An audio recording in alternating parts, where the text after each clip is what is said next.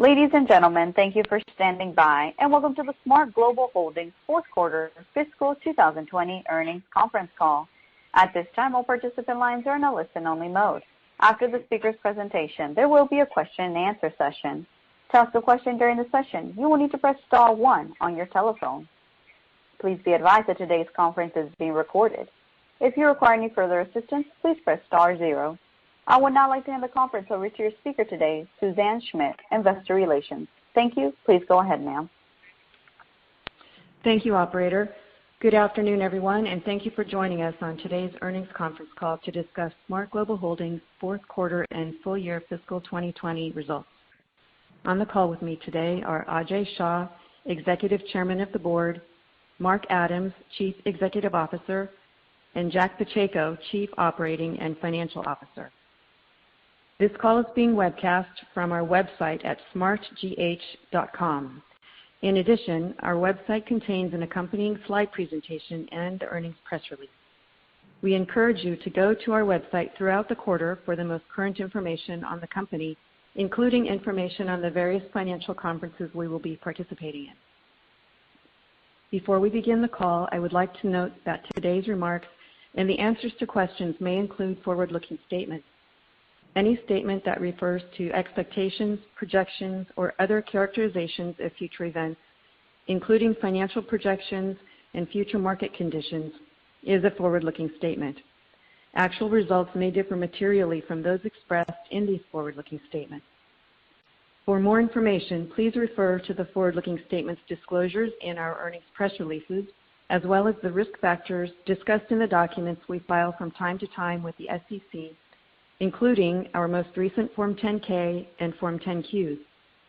We assume no obligation to update these forward-looking statements, which speak as of today. Additionally, during this call, our non-GAAP financial measures will be discussed. Reconciliations to the comparable GAAP financial measures are included in today's earnings press release.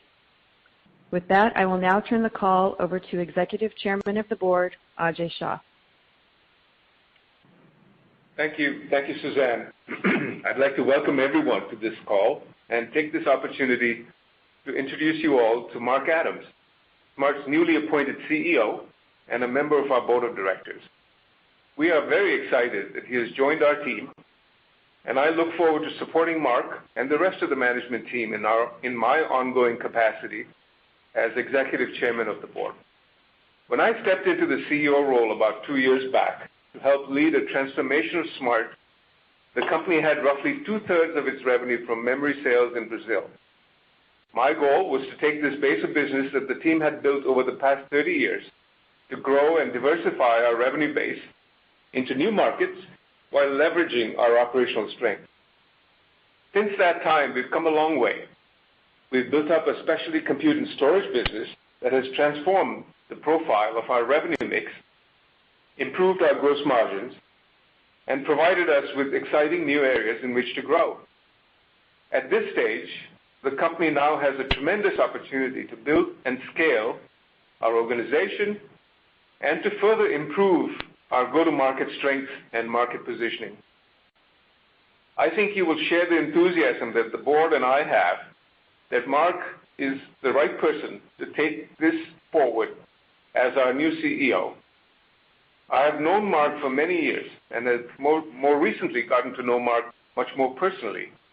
He brings a wealth of management and technology experience and a tremendous industry network that will be of great benefit to SMART as we move forward. With that introduction, I'll turn it over to Mark. Thank you, Ajay.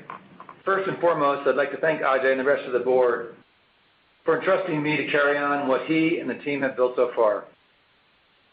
In my brief time working with our management team and dedicated global team members, I've only become more excited to lead our growth and diversification strategy. I've actually known SMART for many years. When I joined Micron through the acquisition of Lexar, I ran the digital media group, which was a combination of Lexar and Crucial, a competitor with SMART. And later as I served as president of Micron, SMART was a valued customer. So I had a good appreciation of the organization's core competencies. What I've grown to appreciate more so during the search process and even more recently during my time with the company, is the transformation that Ajay has led along with the management team. SMART Global Holdings is very different than the memory company I knew in a prior life. Penguin's high-performance computing success, coupled with smart embedded and wireless computing, are growing into strong contributors to our overall business. I'm also very impressed with the operating platform that Jack runs for the company, with world-class operations in the U.S., Brazil, and Malaysia. In short, I'm excited to join a company in SMART that possesses a strong mindset, growth focused on diversification combined with a strong operating discipline. Beyond our operating business, I'm looking forward to leveraging my background in strategic M&A activity during our continued diversification. As I look at the industry landscape today, it is clear that semiconductor companies are facing unique challenges of increasingly more difficult lithographies, as well as to develop and use more advanced packaging capabilities. Additionally, compute resources are taking on an increasingly more critical role in applications such as AI, machine learning, and data analytics. When you look at all of these areas in terms of the growth markets and the segments they serve, we align very well with the assets that we have in high-performance computing, memory integration capabilities, embedded compute, and storage. The future is very bright. SMART is extremely well positioned to grow as a valued ecosystem partner to our customers. Let me now provide a business update, after which I will turn the call over to Jack for a closer look at our financial results and forward guidance. Fiscal 2020 ended on a strong note with net sales and non-GAAP earnings per share coming in better than expected, which we believe is a testament to our employees across the globe who have excelled during these unprecedented times. In addition, we have made good progress executing our growth and diversification strategy and remain in an excellent position to capitalize on longer-term business trends that play to our strength globally. In particular, our business mix has dramatically transformed over the past several years. Just 2 years ago, our business was dominated by Brazil at 62% of net sales for fiscal year 2018. We now enter fiscal 2021 with a much more balanced mix of businesses. For the full year of fiscal 2020, Brazil was 35%, specialty memory was 42%, and specialty compute and storage was 23% of overall revenue. Specialty compute and storage will continue to grow as a percentage of our overall business in fiscal 2021. Let me turn to a review of each of our businesses for the fourth quarter. I'll start with specialty compute. Revenues for specialty compute totaled $67 million in the quarter, representing an increase of approximately 10% from the prior quarter and comprising 23% of overall fourth quarter revenue. The increase in the quarter was driven primarily by the resumption of some federal spending and, importantly, a growing contribution from Penguin's software and service offerings, which are key areas of our strategic focus. One good example is Penguin's recent launch of a solution to meet the demand for real-time applications for memory infrastructure. Penguin's offering scale cost-effectively to many terabytes using Intel's Optane persistent memory, virtualized into massive pools of software-defined memory. This is a good example of increasing importance of memory as it moves closer to the computing power in HPC applications, and we look forward to announcing more of these types of successes in the future. In addition, as an update to the partnership between Penguin and AMD around research enabling ways to fight COVID-19 that we announced in the prior quarter, just 2 weeks ago, Penguin announced that the first petaflop of compute capacity in its data center is now online and available for researchers. We look forward to continuing to support AMD and the participating universities and labs in this important endeavor.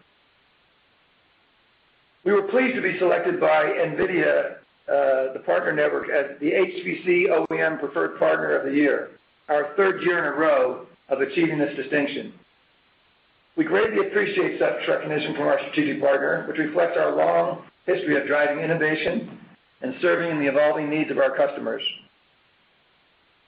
Our pipeline continues to strengthen, highlighted by the recent receipt of Penguin's largest order ever just 2 weeks ago, and we are increasingly optimistic given the demand signals we are getting from our customers going into 2021. Now on to specialty memory, which was 42% of our fourth quarter revenue, totaling $125 million in the quarter, roughly in line with the previous quarter. Some of our enterprise and industrial customers are seeing a reduction in end customer demand due to COVID-19 and general macroeconomic weakness. However, our design activity remains strong with new wins in the networking, telecom, compute, and defense end markets. We also continue to broaden our reach geographically with the formation of a Western Europe sales operation headquartered in Germany. Our team on the ground there has a deep understanding of the market and the requirements of industrial customers in the region, and we are optimistic about our ability to gain share in this new market for SMART. On the product and technology front, we recently announced a Gen Z development kit, the industry's smallest and easiest to use solution for developing and testing Gen Z Fabric Manager software for remote and tiered memory. This demonstrates our ability to deliver more advanced designs to our leading OEM customers as we move up the stack and create higher value solutions to meet the increasingly complex needs of our customers. And finally, our Brazil business, which generated approximately 35% of quarterly net sales and totaled $105 million, up 13% sequentially. As we expected, our ASPs improved in Brazil, driven by both an increase in the average density of memory and a recovery in the unit sales. As mobile memory densities in Brazil still lag world averages, we continue to see ongoing improvement in our ASPs. Additionally, the latest forecasts from our customers show a continued recovery in unit sales, positioning us for a solid start to fiscal 2021. We continue to advance our technology development in our Brazil operations, which recently began qualification of 11 die stack technology at our leading mobile customers. Investments like this help provide our in-country support of our major customers. As we indicated last quarter, the new points-based manufacturing rules have been favorable to memory and less favorable to other parts of the business. We have recently made a strategic decision to exit the battery business and refocus our efforts and investments on two growth areas, IoT and SSD. We will continue to update on our progress there. Now I will turn the call over to Jack for a closer look at the financials before coming back to provide closing comments. Jack? Great, thanks, Mark. We reported a strong quarter with solid improvements in all key financial metrics. Fourth quarter fiscal 2020 net sales of $297 million was 5.6% higher sequentially, driven by specialty compute and storage and Brazil. Non-GAAP net income increased by 19.5% sequentially, and non-GAAP EPS grew by 17.1% over the previous quarter, reaching 82 cents per share, demonstrating the financial leverage in our business model. Cash and equivalents increased to $150.8 million at the end of the fiscal year, which is $20 million higher than the previous quarter. The breakdown of net sales by end market for the fourth fiscal quarter was as follows. Mobile and PCs, 31%, network and telecom, 25%, servers and storage, 12%, industrial defense and other, 32%.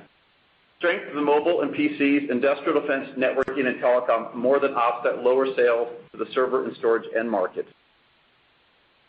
Now moving to the rest of the income statement. Non-GAAP gross profit for the fourth quarter was $57.8 million, or 19.5% of net sales, compared with the last quarter's $55.9 million, which was 19.9% of net sales. Non-GAAP gross profit margin by business group was as follows. Specialty compute and storage, 28%. Specialty memory, 16%. Brazil, 19%. In our fourth quarter, Brazil margins were lower than expected due to an accounting change that had no impact to net income as it impacted operating expenses in a similar manner. This accounting change is also reflected in our guidance for Q1 and is related to how the Brazilian government is encouraging local manufacturing. Without this change, gross profit and operating expenses would both have been around 2% higher. As Mark mentioned earlier, the points-based system is less favorable to batteries. We have made a decision to discontinue the operation of our Brazil battery business in our just completed fiscal quarter, resulting in a charge of $3.5 million. Non-GAAP operating expenses were $29.4 million, compared with $35.5 million in the previous quarter. Non-GAAP net income for the fourth quarter was $20.4 million, or 82 cents per diluted share, compared with $17.1 million, or 70 cents per diluted share in the previous quarter, and adjusted EBITDA totaled $33 million compared with $25.4 million in the prior quarter. Our non-GAAP effective tax rate for the quarter was 25.2%, which was around 5% higher than expected. As many of you know, the way taxes are calculated is based upon an estimate made at the beginning of the fiscal year as to what net income for the full year will be by geography and company within a geography, or where profits will be domiciled. There are different tax rates for geographies as well as companies within a geography. Example, in Brazil, our module company has a 34% tax rate, while our packaging company has a 9% tax rate. Our full-year profits by country and company were different than what we had forecasted to go into our fourth quarter. Turning to working capital, our net accounts receivable totaled $215.9 million compared with $223.2 million last quarter. Our day sales outstanding remained essentially flat with last quarter at 45 days. Inventory totaled $163 million at the end of the fourth quarter, compared with $180.6 million at the end of the third quarter. Inventory turns remained flat, around 9 for both quarters. Consistent with past practice, accounts receivable, days outstanding, and inventory turns are calculated on a gross sales and cost of goods sold basis, which were $438.2 million and $381.9 million, respectively, for the fourth quarter. As a reminder, the difference between gross revenue and net sales is related to our supply chain services business, which is accounted for on an agency basis, meaning that we only recognize as net sales the net profit on a supply chain services transaction. We exited the year with a very strong cash position of $150.8 million of cash and cash equivalents, compared with $131.8 million at the end of the prior quarter and $98.1 million at the end of our last fiscal year. Fourth quarter cash flow from operations increased to $16.2 million, compared with $13.6 million in the prior quarter. For the year, cash flow from operations totaled $78.4 million. We exited our fourth quarter with a very strong balance sheet as well as a vastly improved capital structure, thanks to the convertible note and subsequent restructuring and repayment of debt that was executed earlier in the year. For those of you tracking CapEx and depreciation, CapEx was $7.4 million for the quarter, and depreciation was $5.2 million. And now turning to our fiscal Q1 2021. Let me first provide you with some context with respect to our guidance.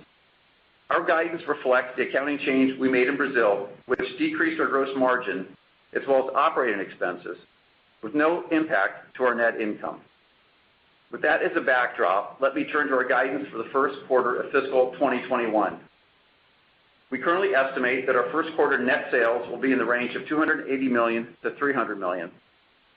Gross margin for the quarter is estimated to be approximately 18 to 19%. GAAP earnings per diluted share is expected to be approximately 28 cents per share, plus or minus 5 cents.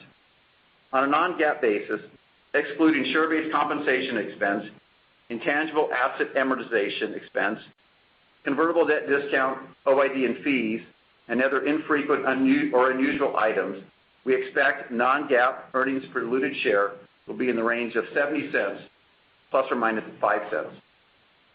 The guidance for the first fiscal quarter does not include any view on the foreign exchange gains or losses and includes an income tax provision expected to be in the range of 12 to 16%.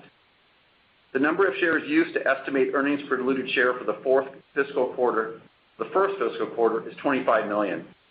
Capital expenditures for the first fiscal quarter are expected to be in the range of 10 to 15 million. Please refer to the non-GAAP financial information section in the reconciliation of non-GAAP financial measures, GAAP results, and reconciliation of GAAP net income to adjusted EBITDA tables in our earnings press release for further details. Operator, we are now ready to take questions. As a reminder, to ask a question, you will need to press star 1 on your telephone. To withdraw your question, press the pound key. Please stand by while we compile the Q&A roster. Our first question comes from the line of Raji Gill from Needham. Your line is now open. Yes, thank you for taking my questions. I appreciate it. Just, Jack, a little bit more clarification on the accounting change. Wondering if you can go in detail what's driving the accounting change specifically, and should we be thinking about this type of gross margin and this type of OpEx level on a go-forward basis? Sure, Roger. So I'll answer the last part of your question. Yeah, so we expect this will impact gross margin and operating expenses that we talked about by about 2%. So we would expect to have a lower gross margin because of this in the future, and also operating expenses decreased. So in Brazil, they've been changing their rules because of the points-based system, and also to have manufacturing more competitive. So there was a change made to the law to give what they call the financial credit to companies for local manufacturing to make them more competitive. When the accountants looked at the rule and they came out, they said that you had to adjust and put this credit into as a contra to your operating expenses. We had to reduce our operating expenses for this credit, which then took it out of other costs of goods sold. And so it's just a reclass between the two. It has no impact to net income, and we expect it to be have the same impact on a go-forward basis. Okay, so just kind of moving it from one bucket to the next, but the net of it is zero. Okay. Oh, yeah. Okay. Thank you. Now, just in terms of the fundamentals, and welcome, Mark. We look forward to working with you in the future. In terms of the Penguin, the specialty SCIS business, you had mentioned that the federal spending has resumed, and that drove some growth, but also mentioned some traction with Penguin. I'm wondering how we should kind of think about that business going forward, as it contains many different segments now. It contains Inforce, Penguin Computing, Artisan, and the like. So I'm wondering, what are the kind of the growth drivers in that segment as we go into kind of fiscal year 21? So, appreciate the question, and look forward to working with you as well. I think those questions can actually be broken up. It does come up to specialty compute and storage as a business category, but in each of them, they're very unique in terms of the end markets. And as you noted, we did comment specifically on the call today about the backlog and funnel that Penguin has built up, and I mentioned our largest order ever at Penguin. I think in terms of that, we look at both the government and commercial sector. Within the commercial sector, there are areas like academics, oil and gas, telecommunications, investment banking. We've actually had one of our largest customer opportunities with a hedge fund provider who's using our technology for advanced data analytics. And as you get closer to edge and on-premise, you see applications in our Artisan business and our Inforce business in terms of smart embedded and smart wireless that are driving segments that are more IoT driven and related, and then having to do with opportunities around commercial, around government, around education, around manufacturing and supply chain management applications. And so as you get further away from the high-performance compute environment, it's more IoT-driven, wireless applications, even some consumer technology applications that are really pretty innovative. We're playing a great role in providing solutions. So it's a broad ecosystem, and that's why it's easier probably to break it down into a way the businesses used to work. Now, having said that, I think one of our biggest opportunities from a solution standpoint is that we're now providing an architecture that can go end-to-end in terms of an application environment for strategic customers. We have a gas customer right now where they're using our high-performance compute capabilities for analytics around customer behavior, and they're using our IoT technology at the point of interface to the customer. And we think that one of the reasons of consolidating the strategic development of our solutions is that those assets, high-performance computing and IoT, with increasing investment in managed services, can provide a really unique place for SMART to carve out future growth. Okay, excellent. And then on the specialty memory, you had mentioned a reduction in enterprise spending. We saw this echoed by Micron and specific markets. Can you talk a little bit about your view of enterprise spending and the impact that COVID had and how we're thinking about next quarter and the design wins that you're seeing in networking and telco. How are they offsetting it? Just any color there? Good question. And by the way, I'd just like to provide a little commentary because I did have a decade in memory on the Micron side and the perspective I had. When COVID hit, I kind of felt like there was a typical reaction by the customers to grab inventory heading into the summer and the fall, and I thought the demand was propped up some. Now, having said that, as you can see from the projections that Jack provided for Q1, we're pretty confident we're going to have a pretty strong, solid quarter. Now, that has not been the case in broader semis that have already announced. And so pertaining to our business, it's not that we see a dramatic softness in demand. We're just seeing that pertaining to COVID, I think there's been some inventory burn and some unusual dynamics relative to, for example, Huawei and what their demand profile looked like going into the back half of the calendar year. So a lot of different dynamics going on. We called it out because we're seeing maybe some softness in certain areas, but certainly as the numbers suggest, growth in other areas that put us in a pretty good position for Q1. Thank you.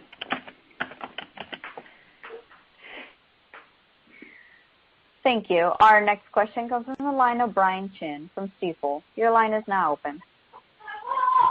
Hi there. Good afternoon. Ajay, first, thank you and best of luck in your new role. And Mark, I just want to welcome you aboard as well. Maybe for my first question, in terms of the November quarter guidance, maybe just to be a little bit more granular, look at your sequential revenue trend.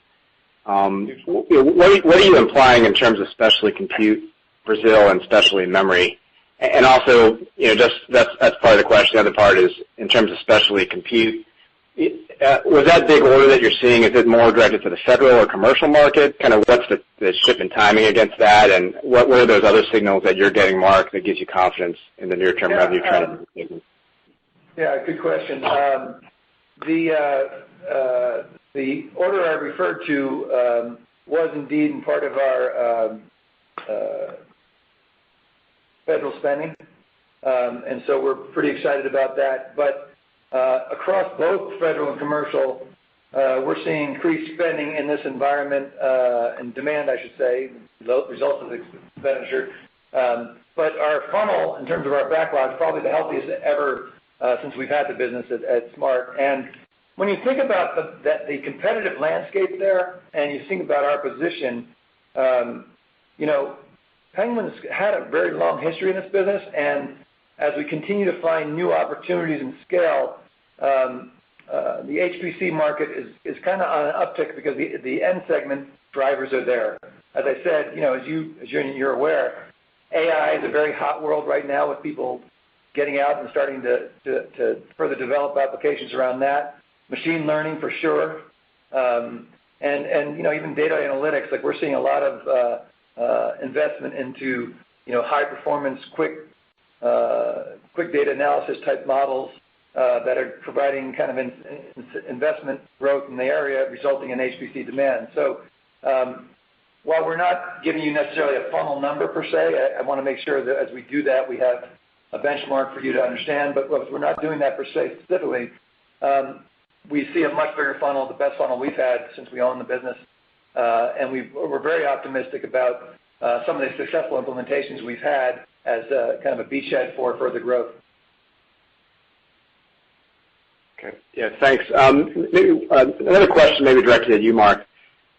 Clearly, the strategic expansion of SMART into the specialty compute market has been evident the past few years. I understand it's early days for you, but looking at high-performance compute specifically, to achieve the right balance or mix of customers, do you need to look outside the company to augment sort of the existing offerings with additional product services and infrastructure? I think that's right. I think maybe there's two areas to think about it. There's,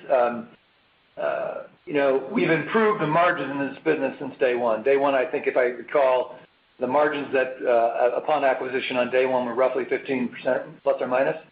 And those margins are now kind of approaching 20%, 21% gross margins. Now, having said that, I think that business is going to be critical for us to add different capabilities that we don't necessarily have today, but have kind of a roadmap of what we'd like to get to. And I think two things: partnerships, which we think we have a good core set of partnerships with the likes of NVIDIA and AMD and Intel and others, but more so in terms of value-add capabilities from a software services and application layer that we'd like to develop and either through inorganic activities or kind of partner with co-development on an existing software platform that's pretty sophisticated as is. It's just as we think about going up the stack, and that's you said it's only 30 days in. I'll tell you, one leg of what I would espouse is going to be a big strategy for us going forward is going to reflect in margin expansion.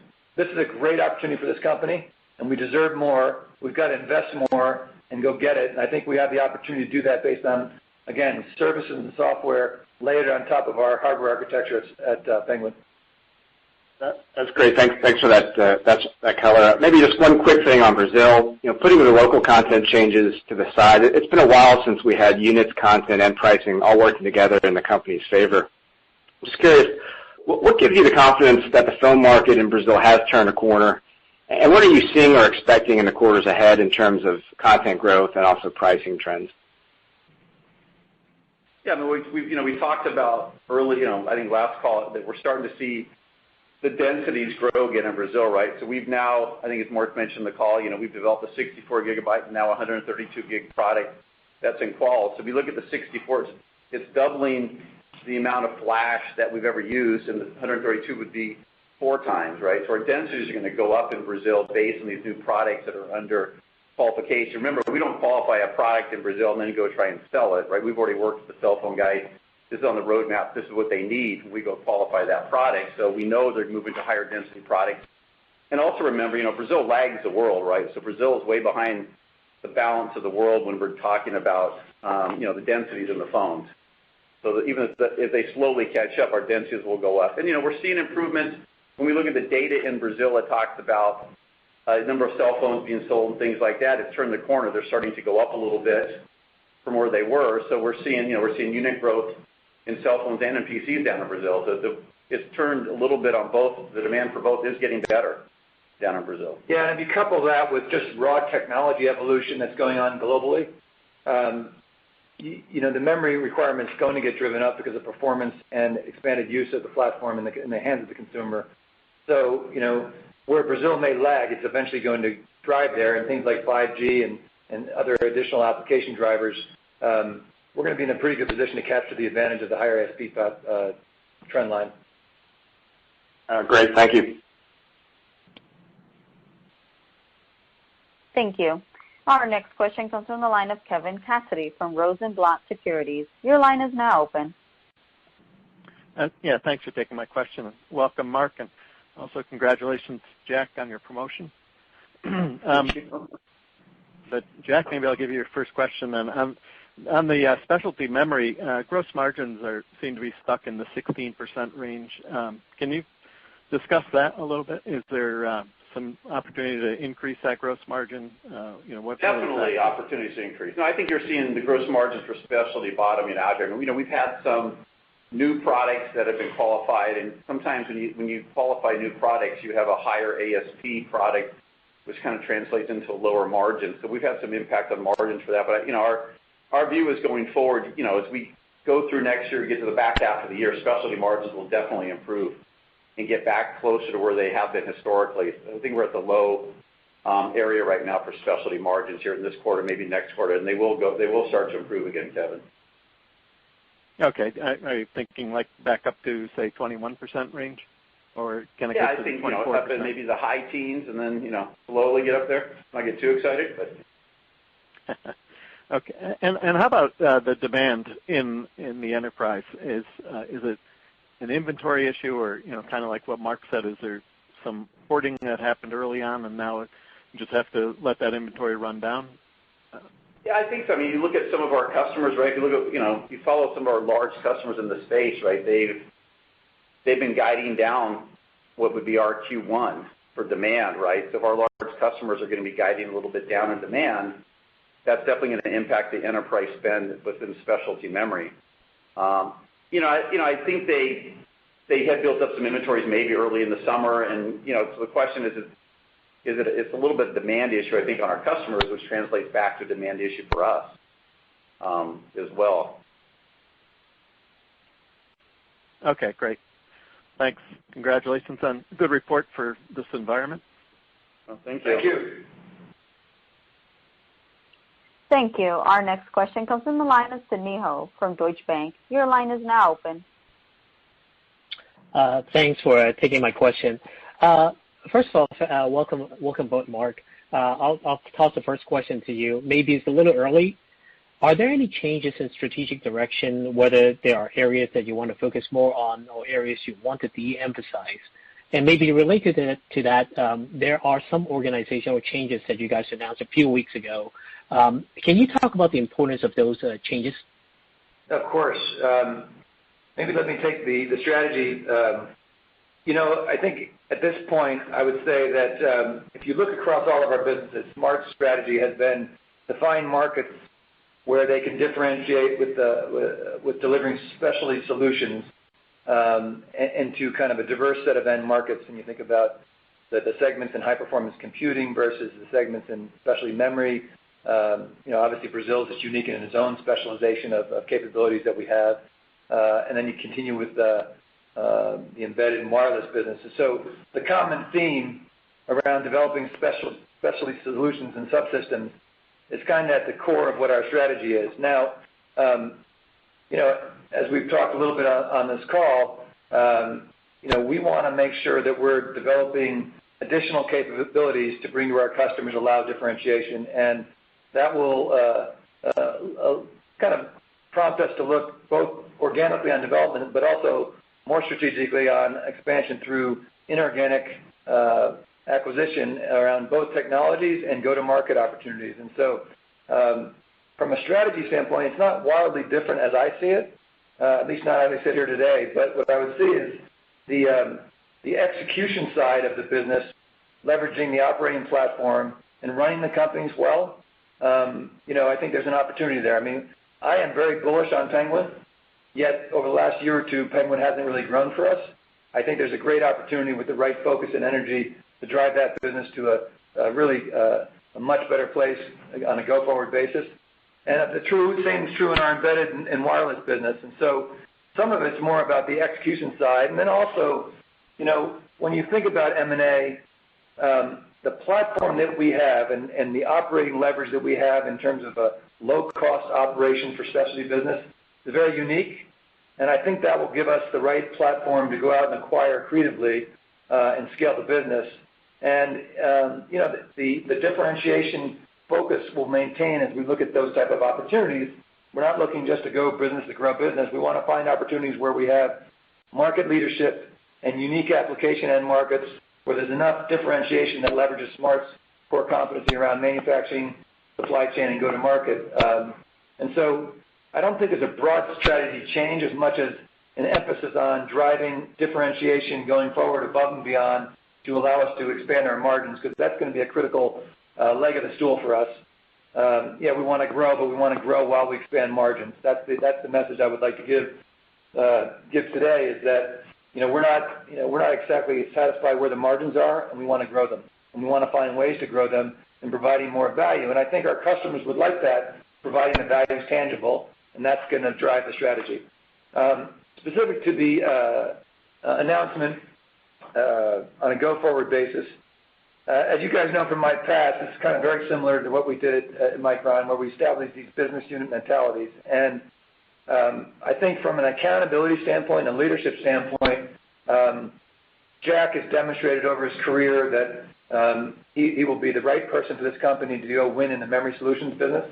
And he's got the support of an outstanding executive in Q1 that has really crafted a really strong business in Brazil. And we believe that these leadership positions are well earned and reflect an organization structure as we go forward that we will have outstanding leaderships at the top of these business areas. And we will continue to look for this type of leadership both inside the company and outside the company, to put the right team in place, because as you might imagine, that's one of my highest priorities as an incoming CEO, is to make sure that we have the right leadership in place to drive these businesses. Because when you think of these opportunities at Penguin, for example, or other businesses, managed services in the embedded business as an example, these are new capabilities we're trying to establish. And, it's nice to be able to put them on a PowerPoint slide, but you got to go execute. And on the execute side, we have to have the right leadership in place to build the right plans, develop the right capabilities, and go to market. And as we think about the expansion capabilities in all of our businesses, we want to have, a Jack and Q1 clone across the whole set of businesses we're in, and make sure we have the right leadership development for our company. And that's what I'm going to be focused on a lot of in the next 60 to 90 days. Great. Thanks for the detailed answer. Moving on to the specialty compute business, I think last quarter you guys talked about the commercial contracts where it was generally pretty strong, maybe with a few pockets of weaknesses in terms of end markets. And in your prepared remarks, you talked about federal business coming back a little bit. Yet the fiscal Q4 result came in a little lower than I would have expected. So a few questions here. One, can you give us some end market color? Was there any kind of negative surprises in terms of end markets? Second, do you have any visibility when some of these federal contracts will come back after the initial pickup that you guys saw in August? And lastly, how should we think about the mix between federal and commercial contracts in fiscal Q1 versus a normal environment? Thank you. I'll take the first part. The federal business per se for us has picked up a bit in terms of some major design wins and inbound orders. Having said that, obviously there's a lot of unknown in the government relative to the administration and what will happen in November. But, what we can see from our demand, that's an area of great opportunity for this company. And so I'll let Jack give a little more color on the specifics, but we're pretty bullish through the cycle because of some of the solutions we have that are specific, and not just in one area. Certainly Penguin's exciting, but also in terms of our embedded business, we've got some design win opportunities that have come to fruition, and we're generally bullish. And again, with the hesitation that November may in fact the long-term prognosis, we just don't know, but we're following that, and we believe we can ride through that with some growth in that area. Yeah, back on. I think in Q4 the Penguin business performed as we thought it was. We didn't, I think federal came in right where we thought. We don't think it was weaker than we anticipated. I think if you listen to Mark's statements, it would tell you that maybe in Q1 potentially a little stronger than we thought, right? So, Penguin, will be probably doing a little bit better in Q1 than we had originally anticipated. So I think that some of that business is popping back maybe a little sooner than we thought. So we're looking for a pretty good Q1 out of the Penguin group. Okay, thank you. Thank you. Thank you. Our next question comes from the line of Blaine Curtis from Barclays. Your line is now open. Hey, thanks for taking my question. That's actually a good lead-in because I was just kind of curious. You looked at November. Part question asked about what the segments will be doing. You said specialty would be good. You just said it would be up. I guess trying to square that with gross margin, which is down. And you would think that if mix was moving to the specialty compute, the margin would be up. So can you just walk me through that? Sure. So, the overall, especially compute, yes, we think that will be up.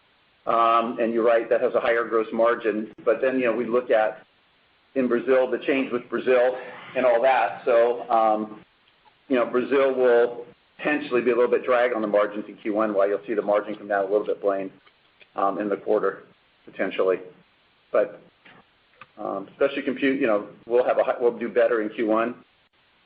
And also help us on the margin side. But Brazil, I think, especially memory a little bit, especially Brazil, will drive that margin down a little bit in the quarter. Okay, so the accounting change is not fully implemented. Is that the right way to look at it? And therefore, you should see some benefit in OpEx from it as well? No, it's fully implemented. It's just that the Brazil business in Q1, based on some certain factors, we think we anticipate a little bit lower margins in Q1 as we go to market in the quarter. So as we're driving volume down there, we expect margins to be impacted a little negatively in Q1 in Brazil. Gotcha. And then I guess kind of a two-part on the Brazil market. You mentioned densities as a driver. I'm just kind of curious. You had good growth in Brazil. I mean, there's a unit story, there's density, and then there's kind of like just the strategic nature of how people use the credits and onto the new system. And, you're exiting batteries, so clearly memory is in the category that you have said people may use more, and that would drive growth as well. So I'm just kind of curious, if you look at those factors over the last couple of quarters, what you think has driven the most part of the growth. And then I guess as you look out, are there any other segments, you used to have, wireless modules and batteries and other areas, but is there any future areas that you could look at for Brazil, or should we just, continue to think about those just memory? We commented in the earlier comments around two that we're pretty bullish around. One is around SSD development and IoT. We've actually been in development of those products, and we're starting to get some early revenue traction. I believe SSD is an exciting opportunity for us, given the memory, component in that, which makes it a very attractive product for in-country. And we're starting to work with our customers on developing some scale in terms of getting share in their memory procurement in-country. So I think SSD first, and then as we develop and cultivate some go-to-market capabilities around IoT, we'll be able to take some of that product in-country as well. So I think where we found out, over time that the battery business was a difficult one for us to scale and not as advantaged from a local production standpoint, we think SSD and IoT are more so, and that's where we're shifting our direction. Thanks. Thank you. Our next question comes from the line of Mark Lipacis from Jefferies. Your line is now open. Hi, thanks for taking my questions. Ajay, first of all, thank you very much for all the help, and Mark, congrats on the new role. I have two questions for Mark. First one, Mark, you started to share a bit of your framework on M&A, and I was hoping you could maybe fill that out a little bit more. Can you talk about your view on the sweet spot in terms of the size of companies, and to the extent you have an appetite for exploring some kind of a transformative M&A deal, like a merger of equals, or are you thinking more tuck-ins? Sure. And the willingness to lever up with debt or issue equity? Yeah, sure. So for those of you who knew me in a prior life, when you think about how Micron survived, we did 4 or 5 major acquisitions in a 10-year period during some really turbulent times in the memory industry. And I would argue that those acquisitions, and with the help of some financial engineering, so to speak, to provide us the opportunity, gave us a great platform that the company's built on, and obviously Sanjay and team have done a great job continuing the growth.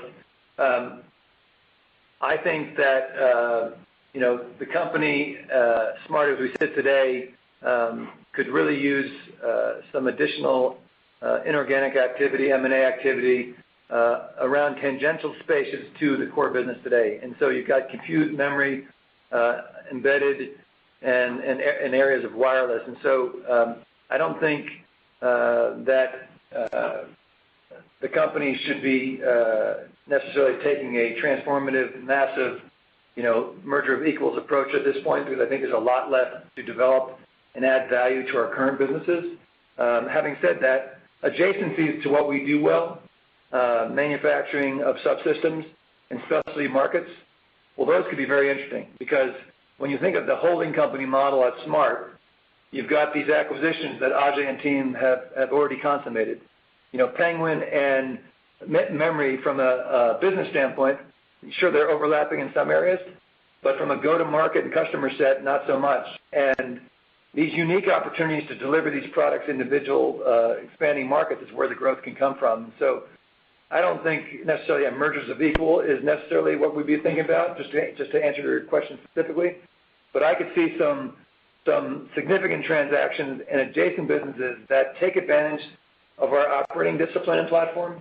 Again, the manufacturing, supply chain expertise, go-to-market support services, quality.